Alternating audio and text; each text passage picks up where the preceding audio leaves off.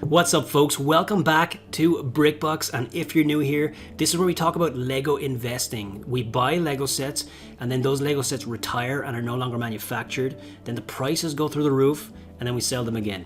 So that is what this channel is dedicated to. Welcome, and I'm excited to be back here. I had a few weeks with no YouTube videos. I was working really hard on some BrickBucks stuff behind the scenes, and I've also continued to sell Lego during this time, but I'm excited to be back here talking with you all about it. So let's talk about some sales that I've been making recently, because during this time, of course, I've continued to sell Lego, and I just thought I'd give you a quick update on some sets that I've been selling. So I'm going to talk about 3 Lego sets that I have sold recently. What are the profits? What did I buy them for? What did I sell them for? What are the profits? What are the return on investments? Let's dig in on some of these sets. Now, one of them is not going to be a surprise to any of you here, because if you're a part of the Lego investing community, or if you're a big Lego fan, you've probably seen the price of this set going through the roof the last couple of months. But yes, I did sell all of mine, and I will talk about that, okay? But let's first start off with the first set here, and we're going to just jump in. So, Shanghai, Lego Architecture Shanghai. This is one of the sets that I have sold recently. I liquidated my position in this set. I sold them all. This is set number 21039. Amazing architecture skyline set. It was released in 2018, retired in 2020. It had a piece count of 597 on this one. Now, I had a really strong feeling about this set when I was buying it. I really did feel like this was an architecture set that was going to outperform, and during the first year of retirement, we definitely did see that. Again, it retired at the end of 2020, but throughout 2021, this set really took off. It took off like a rocket. Now, it had a $60 retail price. I was able to get it at a pretty good discount, and because of that discount, I think I was able to lock in those gains a lot earlier and sell out of my position in the Shanghai set. So let's talk about the numbers. I had around 30 of this set, and I bought it for around $42.97, which is a really good price, down from the $60 MSRP.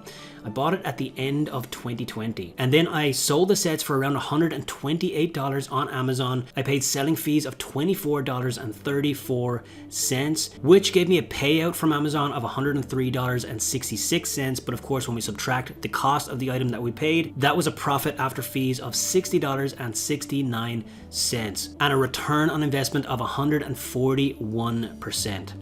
Now, again, I bought this at the end of 2020, just before it retired. It was around November 2020, and I sold them about 2 months ago. So this was just about a 14-month hold time, folks. Really quick turnaround on this set for 140% return on investment. Architecture Shanghai, definitely a strong performer. What else have I sold recently? Now, there's been a handful of sets. I'm just picking 3 examples here. And the next one's going to be the Heart Lake City Amusement Pier. This is a Lego Friends set, of course. It is set number 41375 with 1,251 pieces. This is one of the more expensive Lego Friends sets. It retailed for $130, which is, of course, quite high for this theme. It was released in May of 2019, retired in December of 2020. So it had about a year and a half of shelf life.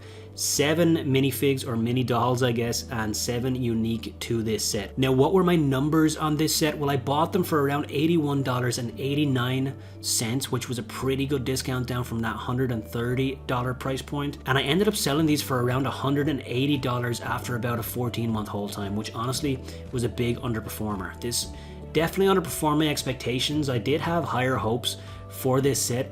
To be selling at $180 after about 14 months from $130 MSRP was not great, and the only reason I was able to get a good return on this at all, really, was because I got it at such a steep discount. So buying it at that $82 mark and selling it for that $180 mark meant that I did pretty okay. So the exact price that I sold them for was $179.45, and then my selling fees were $41.33. So when you subtract the selling fees and the cost of the item, that gave me a profit after fees of $58.28, which of course is a return on investment of 71% on this set. So after 14 months, making 71% is actually pretty good.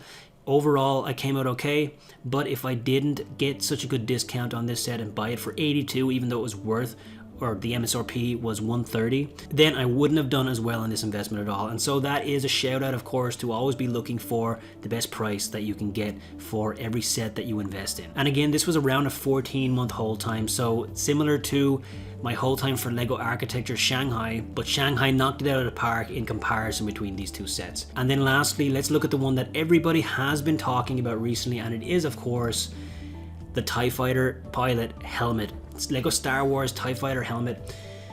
$60 set, recently retired at the end of 2021. This is set number 75274 with 724 pieces. And I know some of you are looking at this and thinking, Shane, why did you sell them all? Why did you sell? It's still increasing in price. Why didn't you hold them until the end of the year? So let's talk about it.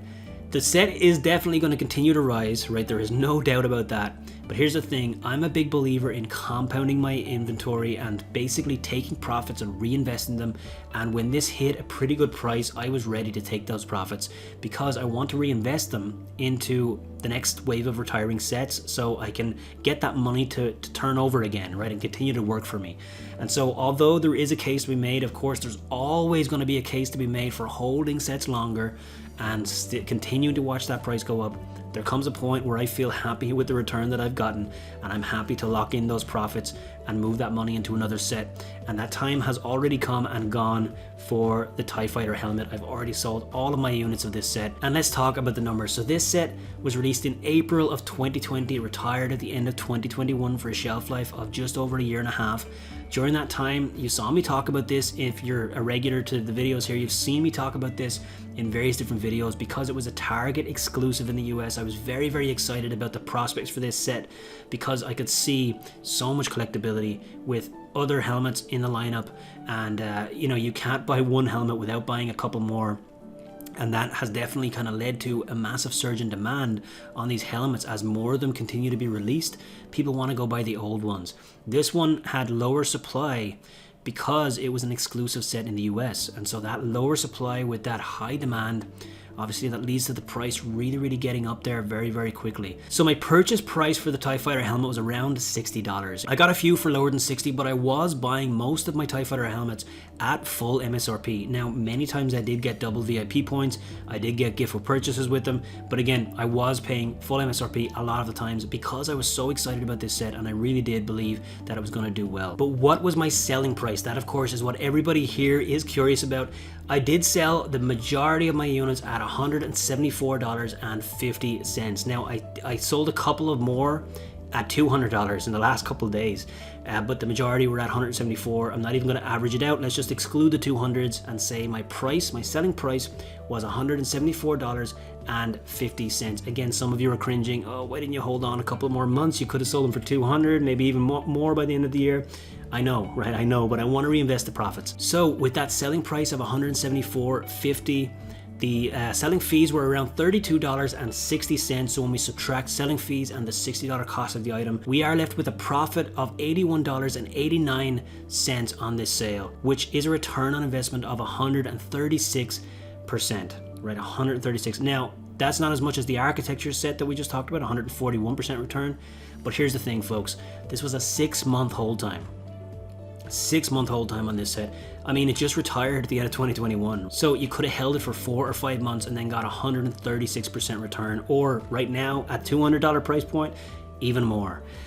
So TIE Fighter helmet has knocked it out of the park. Do you have any? Who out there has been a buyer of the TIE Fighter helmet? Let me know in the comments below. Have you sold yours? When are you selling? Are you still holding? What is your plan? What do you think about this set? I would love to have that conversation in the comments below. And of course, this is it for my journey with the TIE Fighter pilot. 6-month hold time approximately. Some were a little bit less than that, and I did buy a few earlier than that, so approximately 6 months with 136% return on investment. What an incredible example of what is possible with Lego investing. Now, if you enjoyed the video today, please don't forget to go down and hit that like button and subscribe if you're new here as well. That really helps out the channel, and I hope to see you again in the next one. I hope you enjoyed this, and with that, thank you so much for watching, and I'll see you in the next one.